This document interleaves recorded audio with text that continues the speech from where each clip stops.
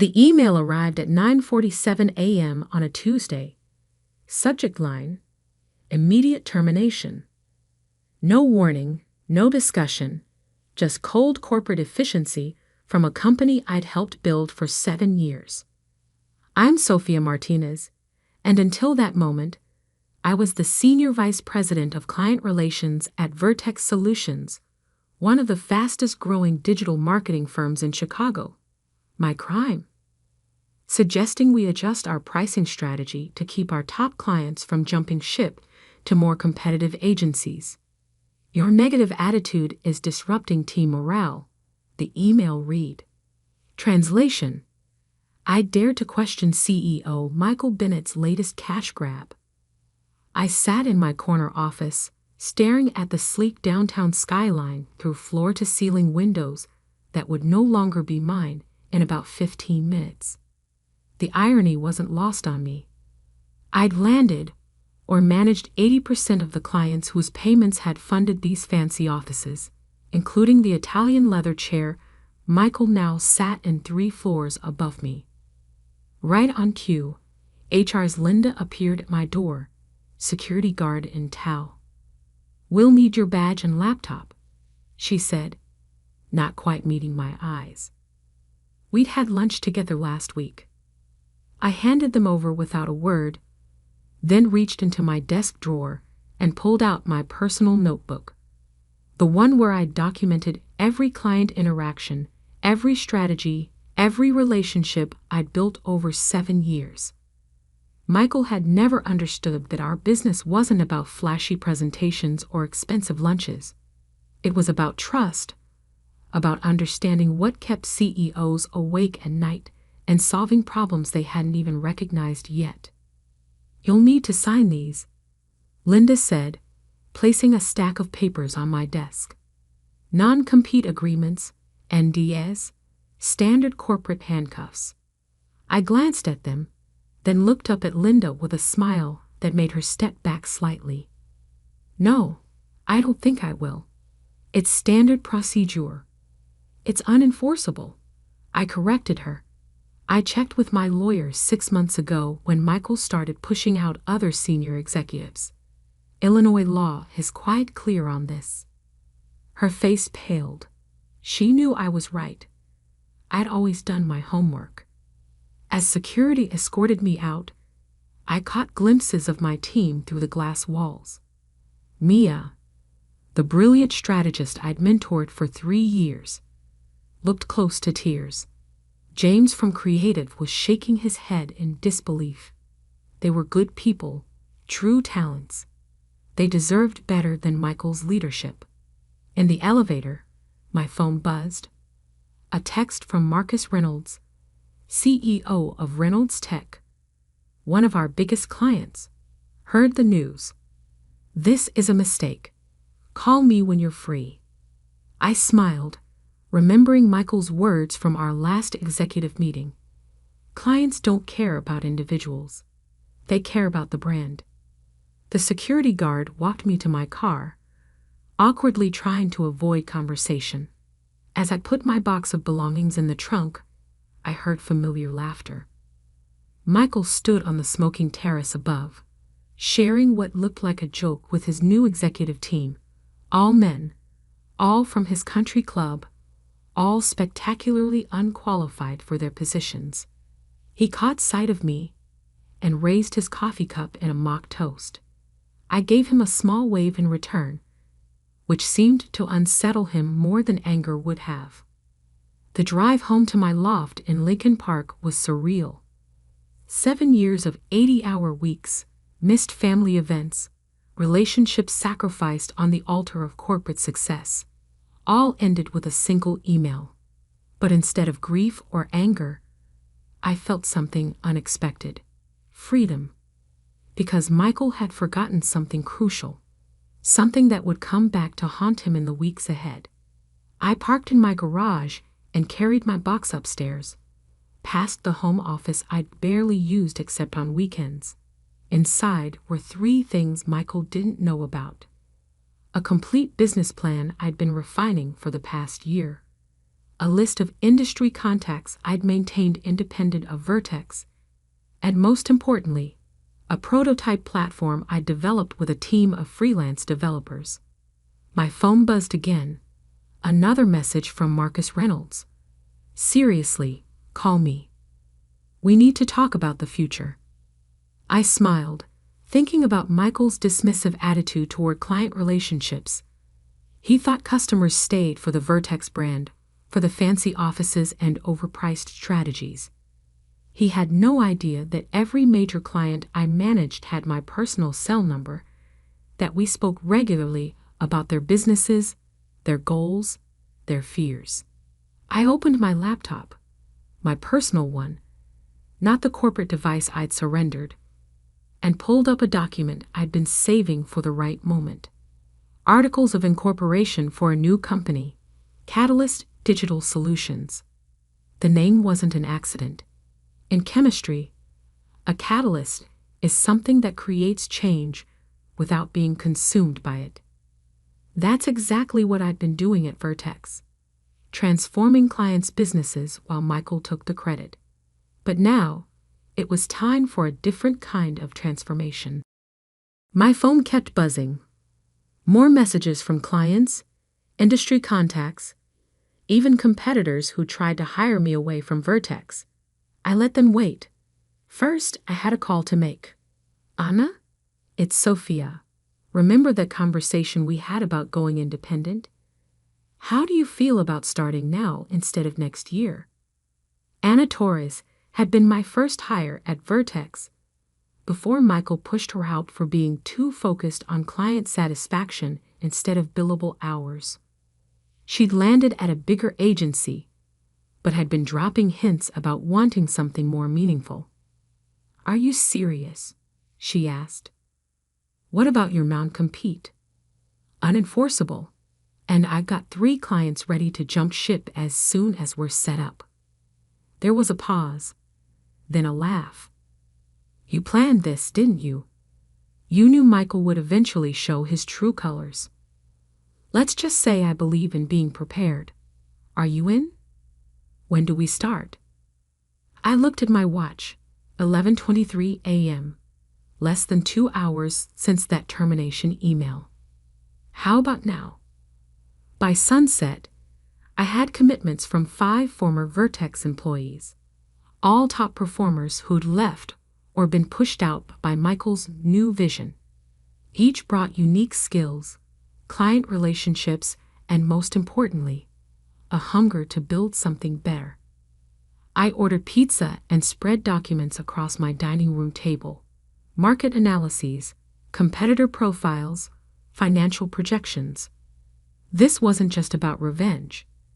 This was about creating something that should have existed all along, a digital marketing agency that actually put clients first. My phone buzzed one last time. Michael's number. I let it go to voicemail. "Sophia." His voice was tense, trying to sound casual. "Heard you've been talking to Marcus Reynolds. Just a reminder about your contractual obligations. Let's be professional about this." I deleted the message and opened my email to find 6 new client meeting requests for the following week. 2 were from companies that had turned down Vertex's pitches, claiming our fees were too high. They'd actually been telling us something different. Our value proposition wasn't strong enough. That was about to change. As I worked late into the night, finalizing proposals and sketching out service packages, I thought about Michael's parting shot from the smoking terrace. He thought he was ending my career. Instead, he'd just given me the push I needed to start something bigger than he could imagine. Tomorrow, I would begin reaching out to clients. Not to steal them. That would be crude. No, I would simply let them know about an exciting new option in the digital marketing space. One led by someone who understood their businesses inside and out. Michael thought he was the wolf, and I was the sheep. He was about to learn an expensive lesson about assumptions. And the best part? He'd never see it coming. 1 week after my termination, I sat in a sleek conference room at the Reynolds Tech headquarters, watching Marcus Reynolds read through my proposal for Catalyst Digital Solutions. The silence was heavy with potential. "This pricing structure," he said finally, looking up. "It's 30% lower than Vertex's, but with more deliverables." "Because we don't have to support unnecessary overhead," I replied. "No marble lobbies, no corporate retreats to Aspen, no bloated executive salaries, just results." Marcus nodded slowly. "And the team?" "Ana Torres handling strategy. James Chen running creative." "Yes, the same James who designed your last 3 campaigns." "Maria Rodriguez managing data analytics. All former Vertex stars who left for the same reasons I did." "Michael's going to have a fit," Marcus mused, a slight smile playing at his lips. "Michael's going to have bigger problems soon," I said quietly. "Have you looked closely at your last 3 reports from Vertex?" Marcus frowned. "What do you mean?" I pulled out a detailed analysis I'd prepared. They've been recycling strategies across clients, even competitors. Same templates, same approaches, just with different logos slapped on. "You're paying premium prices for cookie-cutter work." His face darkened as he reviewed the evidence. I'd spent years building trust with Marcus, and he knew I wouldn't make accusations without proof. "When can you start?" I smiled. "We already have. Check your email. There's a preliminary audit of your current digital presence with specific recommendations. Consider it a good faith demonstration." By the time I left Reynolds Tech, I had a signed contract for twice the budget I'd proposed. Marcus didn't just want to switch agencies, he wanted to send a message. Back at our temporary office, a converted industrial loft in Rigger North that actually had more character than Vertex's sterile space, the team was growing. Word had spread that something new was brewing, and talent was flooding in. "Sophia," Ana called as I walked in. "The Murphy account just reached out. They want to meet tomorrow." Murphy Global was Vertex's second-largest client. I personally handled their expansion into Asian markets last year, a project Michael had tried to take credit for at the annual agency awards. "Also," Ana continued, lowering her voice, "Maya just quit Vertex. She's in the break room if you want to say hello." I found Mia making coffee, looking both nervous and excited. "I couldn't stay," she blurted before I could speak. "After seeing what they did to you, how they're running things now, please tell me you have room for another strategist." I hugged her. "I've been saving a desk for you." That afternoon, my phone buzzed with a text from Linda in HR. "Michael's on a rampage." Reynolds' termination letter arrived. 3 other clients asking for their files. He's called 4 emergency board meetings in 2 days. I didn't respond, but I saved the message. Linda had been sending these updates all week, her small act of rebellion against a toxic system. By Friday, we had our first crisis. Michael's lawyers sent cease and desist letters to everyone who'd left Vertex, claiming breach of contract and theft of trade secrets. I gathered the team in our main space. "Who's worried about these letters?" Nervous glances were exchanged until Ana spoke up. "They can't really enforce those agreements, right?" I projected our lawyer's response onto the wall. "All non-compete agreements are invalid under current state law. Client relationships and industry knowledge are not proprietary information. Vertex Solutions has no legal basis for their claims." The relief was palpable. "But that's not why I called this meeting," I continued. "Look around this room. 2 weeks ago, we were all following someone else's vision, working in golden handcuffs. Now we're building something of our own. The question is, What exactly are we building? For the next 3 hours, we mapped out not just a business plan, but a manifesto. Catalyst wouldn't just be another digital agency. We'd be partners in our clients' growth, with skin in the game, performance-based fees, profit sharing, real innovation, not recycled templates. As we worked, my phone kept buzzing with updates from Linda. Michael just fired the entire creative department. 3 more board meetings scheduled. Clients asking questions about staff turnover. Emergency calls with investors. I smiled, remembering Michael's mockery when he'd heard rumors of my new venture. Good luck competing with us. You'll be bankrupt in months. Instead, Vertex was hemorrhaging talent and clients while we grew stronger each day.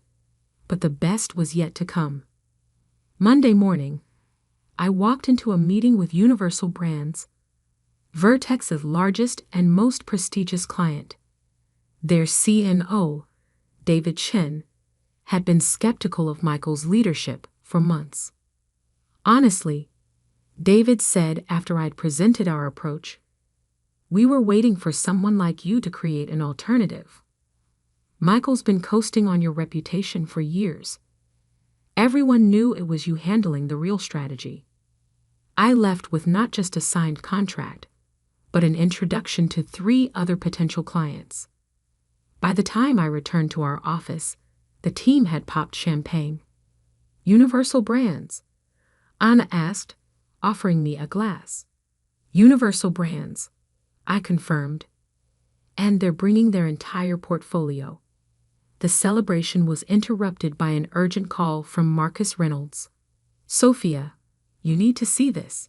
Michael just sent a company-wide email at Vertex. Someone leaked it to industry blogs." I pulled up the link he sent. Michael's message was a masterpiece of corporate denial. "Recent changes in staffing and client relationships reflect our strategic repositioning. Vertex remains the market leader in digital innovation. Any rumors of instability are competitor-driven propaganda." The comments section told a different story. Former employees shared stories of toxic leadership.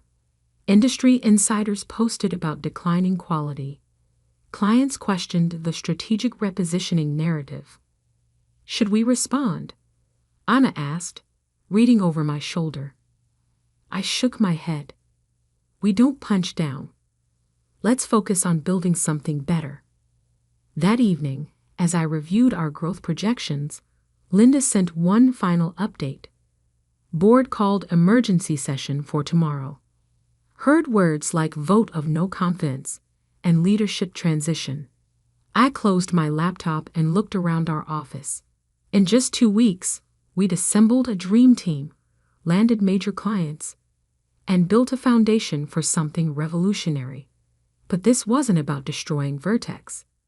It was about creating what should have existed all along, an agency that valued talent, respected clients, and understood that real success comes from lifting others up, not pushing them down. My phone buzzed one last time. A message from Michael himself. "We should talk.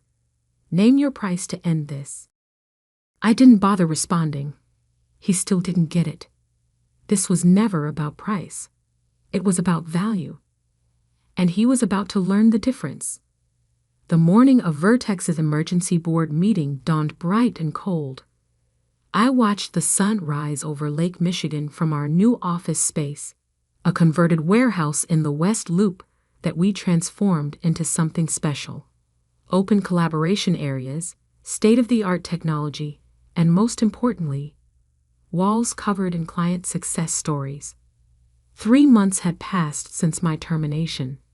In that time, Catalyst had grown from an idea to a force that was reshaping the industry. "Sophia?" Anna appeared in my doorway, tablet in hand. "You need to see this." She pulled up the morning's industry news. The headline made me catch my breath. "Vertex Solutions CEO Myscale BNETT FACE is board, VOTE. ANICLIENTEXOUS, and STAFFDPRTURES. The article detailed everything: the loss of major accounts, the mass exodus of talent, and most damaging, anonymous quotes from current employees about mismanagement and toxic leadership. That's not all, Anna said, swiping to another screen. Our Q1 numbers just came in. I studied the figures, double-checking to make sure they were real. In just 3 months, Catalyst had achieved what Vertex took 7 years to build. But more importantly, we'd done it the right way. My phone buzzed. A text from Linda. Michael just arrived. He looks terrible. Board members are already here. I set my phone down and turned to Anna. How's the Universal Brands campaign looking? Her smile was bright. We launched the new strategy yesterday. Their engagement metrics are up 300% from their best numbers with Vertex. Perfect timing, I murmured. Just then, Maria burst into my office. The Thompson Group is here for their pitch meeting. And Sophia, you're not going to believe who's with them. I walked into our main conference room and had to suppress a smile. Sitting there was not just the Thompson Group's executive team, but also Robert Chase, chairman of Vertex's board. Ms. Martinez, Robert said, standing to shake my hand. I hope you don't mind me crashing this meeting. I've been hearing interesting things about Catalyst. Not at all, I replied smoothly. We believe in transparency here. The next hour was a masterclass in everything we built. We showed them real results, innovative strategies, and most importantly, a team that worked together seamlessly. No ego, no politics, just excellence. Halfway through our presentation, my phone lit up with another message from Linda. Michael just tried to present a strategic restructuring plan to save the company. Board members laughed out loud. Robert Chase watched us intently, saying little, but noting everything. After we finished, he stayed behind while the Thompson team left to discuss their decision. Impressive operation you've built here, he said, walking around our office. Very different from Vertex. We had a different vision, I replied. Clearly. He paused at our wall of client success stories. You know, Michael told the board you'd fail within months. Said clients would never follow a mid-level executive to a new agency. I smiled. How's that prediction working out? About as well as his leadership. Robert turned to face me. The board is voting today on his removal, but we have a bigger problem. The company is bleeding talent and clients. Our stock has dropped 40% in 3 months. Sounds challenging. It is. Which is why I'm here. He pulled out a folder. We want to acquire Catalyst. I blinked. This I hadn't expected. Full autonomy, he continued. You'd run both companies, rebuild Vertex under the Catalyst model. Michael would be out completely. Interesting offer, I said carefully. Why not just hire me back as CEO? Because this isn't about just changing leadership. It's about changing culture. You've built something special here. Something we need. I looked around at what we created.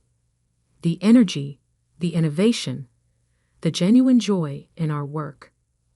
I'll need to discuss it with my team, I said. We make decisions together here. Robert nodded. Of course, but don't take too long. The board meets in 2 hours. After he left, I called an all-hands meeting. Every member of Catalyst gathered in our main space as I explained the offer. So they want to buy us? Mia asked, after everything they did. They want to become us, Anna corrected. There's a difference. I looked at the faces around me. People who'd taken a risk, who'd believed in building something better. This isn't my decision alone, I said.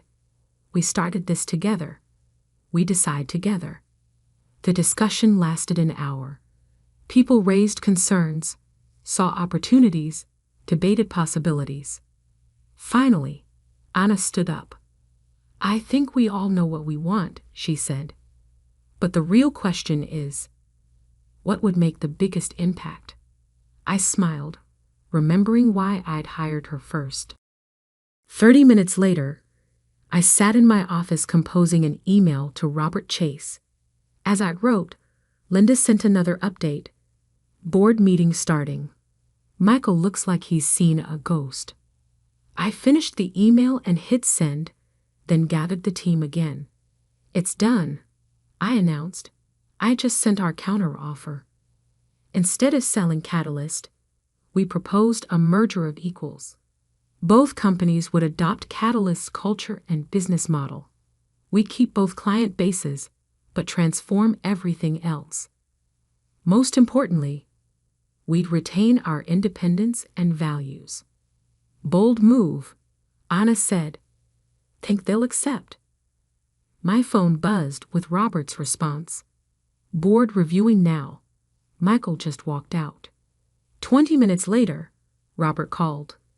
The board had unanimously approved our terms. Michael, they informed me, had resigned rather than work under my leadership. The news spread fast. Industry blogs lit up with headlines. Digital Marketing DISRUPTD KTLOEST and VERTEXNERGE in revolutionary deal. Sophia Martins FRM fired EEXECUTIVE to Industry PIONER. How AASTRTUV transformed a legacy agency. That evening, we hosted a company-wide meeting for both teams. The Vertex employees looked shell-shocked, alternating between hope and skepticism. I know many of you are wondering what happens next. I began. The answer is simple. We build something extraordinary.